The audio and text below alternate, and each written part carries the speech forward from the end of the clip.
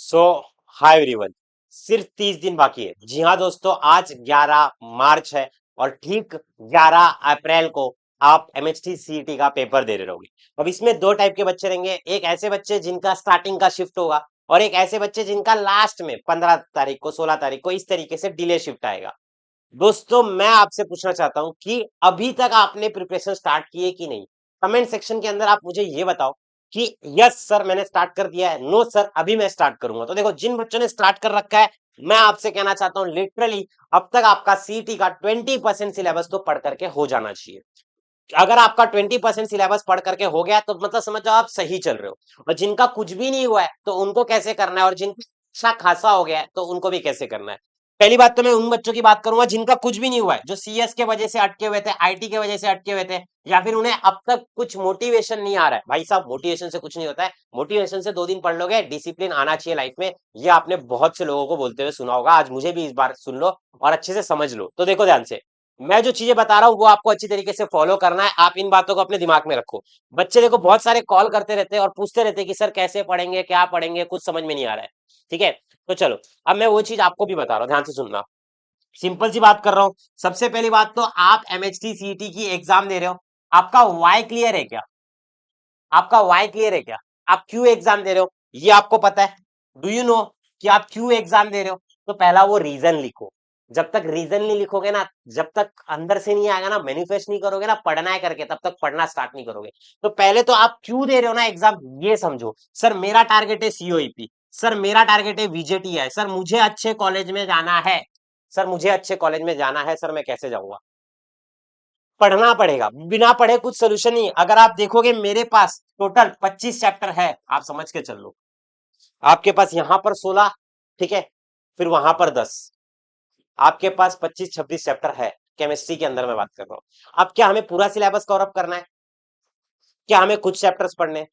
देखो सिंपल सा, मैं आपसे पूछना चाहता हूँ, अगर आपको जानना है मोस्ट इंपॉर्टेंट चैप्टर्स कौन कौन से हैं, तो केमिस्ट्री मोस्ट इंपॉर्टेंट चैप्टर्स लिख देना।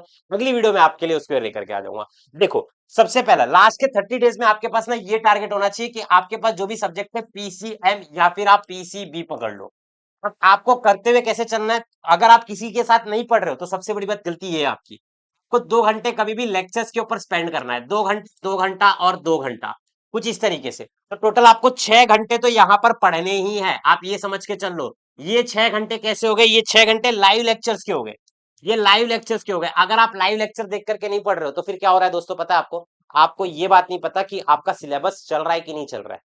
आप अगर किसी टीचर के साथ पढ़ रहे हो, फॉर एग्जाम्पल अगर आप मेरे साथ पढ़ रहे हो, तो इसका मतलब आपको ये पता चल चुका है कि सॉलिड स्टेट सर ने पढ़ा दिया, सोल्यूशन सर ने पढ़ा दिया, आयनिक सर ने पढ़ा दिया। अभी भी आप हमारे बैचेस में ज्वाइन कर सकते हो, ये बात आपको पता है। कर लीजिएगा, ठीक है। अच्छा खासा मौका है, मिस मत करिएगा।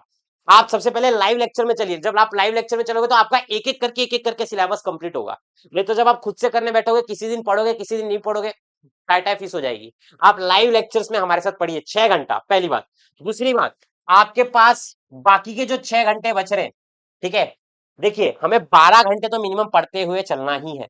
बाकी देखो 6 घंटे आपने किधर वेस्ट में ही बोलूंगा मैं, ठीक है, एक्चुअली में आपने लाइव लेक्चर में स्पेंड किए, ठीक है। लाइव लेक्चर में बचे हुए 6 घंटों का आपको क्या इस्तेमाल करना है? आपको सेल्फ स्टडी करना है। अब सेल्फ स्टडी में आप लोग क्या कर सकते हो, जो जो लेक्चर्स में पढ़ाया है, जो जो टीपीपी आपको दी गई है, उन टीपीपी को आप सॉल्व करो, ठीक है।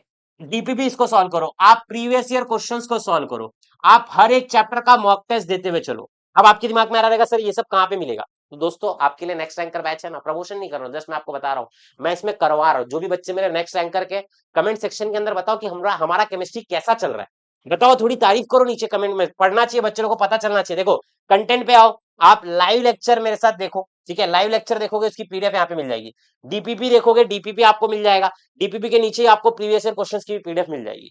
अच्छे खासे क्वेश्चंस यहाँ पर आपको मिलेंगे। आप यहाँ पर नीचे की तरफ, आपका ये दोनों काम हो गया, फिर उसके बाद आप यहाँ पर नीचे की तरफ चैप्टर वाइज मॉक टेस्ट पे आ जाओ।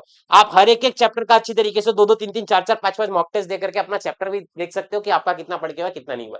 अभी भी मौका है दोस्तों, कंप्लीट पीसीएम पीसीबी की बैचेस, जीडीए महाराष्ट्र ऐप को आप इंस्टॉल करो प्ले स्टोर से जाकर के। उसके बाद आप पर्टिकुलर अपना कोर्स ले लो, फिजिक्स केमिस्ट्री का, मैथ्स का। अगर बायो वाले हो तो chemistry plus biology combo free है, ठीक है। आप जा करके उस कोर्सेज को अच्छे से परचेस करके अच्छे से हमारे साथ पढ़ो।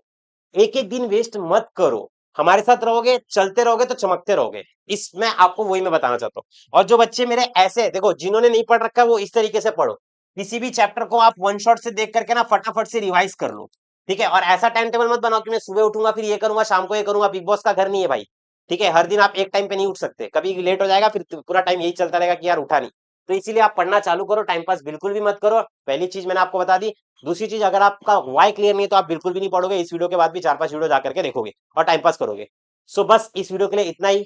जो बच्चे पढ़ रहे हैं अच्छी तरीके से और मन लगा के पढ़ो, 30 दिन अपना 110% दो। जो बच्चे नहीं पढ़ रहे, 40 परसेंटाइल लेकर के आओगे, फिर आप सर्च करोगे कि 40 परसेंटाइल पे कौन कौन से कॉलेजेस मिलते हैं, बहुत बेकार बेकार दिखेंगे, इससे अच्छा ड्रॉप ही लेना पड़ेगा, फिर अगला एक साल जाएगा। इससे अच्छा 30 दिन जान लगा के हमारे साथ पढ़ लो, ठीक है। चलो, जय Maharashtra, Radhe Radhe, bye bye, take care. और जाते जाते पूछना चाहता हूँ, क्या क्लास 11 के लेक्चर्स चाहिए यूट्यूब पर? बताइएगा जरूर।